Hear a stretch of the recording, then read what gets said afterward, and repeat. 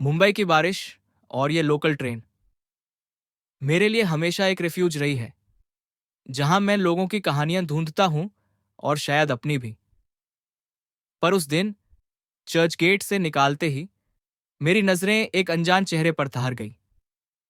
उनकी आंखों में वो सुकून था जो मैं ढूंढ रहा था, और वो घम भी जो मैं समझता था। मैं रोहन, 24 साल, उन्हें देखता रहा। विवेक शर्मा, बाल साल, ने धीरे से अपनी नजर मोड़ी और मुझे देखकर एक नरम मुस्कान दी। मैं थोड़ा हिचकिचाया, फिर एक हल्की मुस्कान वापस की। ट्रेन चल रही थी और बारिश की आवाज तेज थी। क्या ये मुंबई की बारिश तुम्हें भी अपनी तरफ खींचती है? उन्होंने धीरे से, बिना मेरी तरफ देखे पूछा। जी, ये मुझे बहुत कुछ सिखाती है और इंस्पायर भी करती है, मैंने जवाब दिया। तुम आर्टिस्ट हो, तुम्हारी आंखों में वो जुनून दिखता है, वो मेरी तरफ देखते हुए बोले। हाँ, मैं रोहन हूं, जे स्कूल ऑफ आर्ट में पढ़ता हूं। मैं विवेक शर्मा, मैं एक रिटायर्ड एडवोकेट हूं।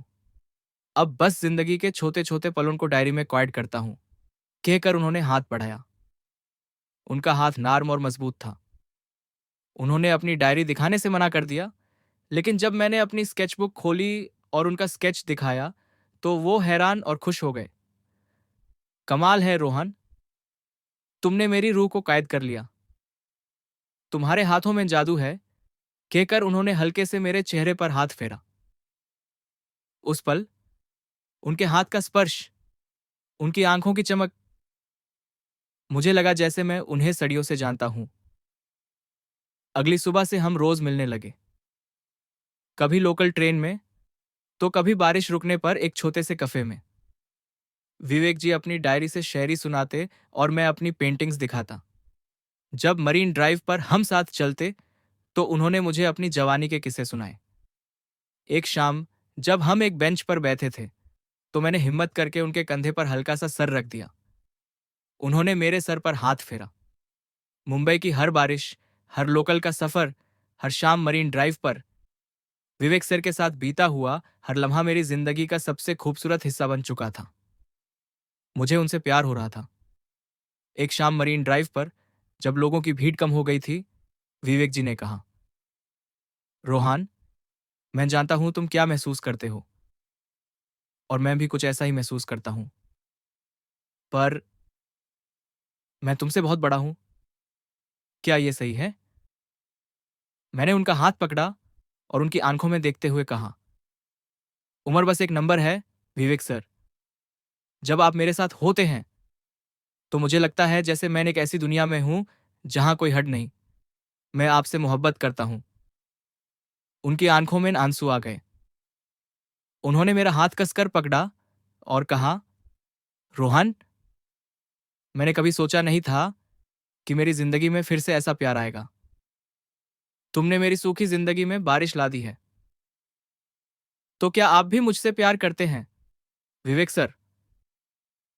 हाँ, रोहन, मैं भी तुमसे बेपाना मोहब्बत करता हूं, और मैं तुम्हारे साथ अपनी बाकी जिंदगी गुजारना चाहता हूं। मैंने हल्के से उनकी तरफ झुककर उनका चेहरा अपने हाथों में लिया। बारिश की हल्की बूंदें फिर से शुरू हो चुकी थी। हम एक दूसरे में खो गए। वो सिर्फ एक पल नहीं था, वो दो रूहों का मिलन था। अगली सुबह बारिश अभी भी हो रही थी। हम एक खूबसूरत अपार्टमेंट में थे, कॉफी पी रहे थे। विवेक जी की पुरानी डायरी मेरे हाथ में थी। मेरी डायरी में अब तक सिर्फ मेरी पुरानी कहानियां थी। उन्होंने मेरे सर पर हाथ फेरते हुए कहा, अब तुम्हारी भी कहानी इसमें शामिल होगी, और हमारी भी। मैंने डायरी को चूमा और उनकी आंखों में देखा। मेरी जिंदगी की सबसे खूबसूरत कहानी आप हैं, विवेक सर। मुंबई की बारिश ने हमें मिलाया था, और अब हर बारिश हमारे प्यार की गवाही देगी। ये सिर्फ एक शुरुआत थी, एक अनंत सफर की, जहां प्यार की कोई सीमा नहीं, कोई उम्र नहीं, बस दो रूहें हैं जो एक दूसरे में खो चुकी हैं।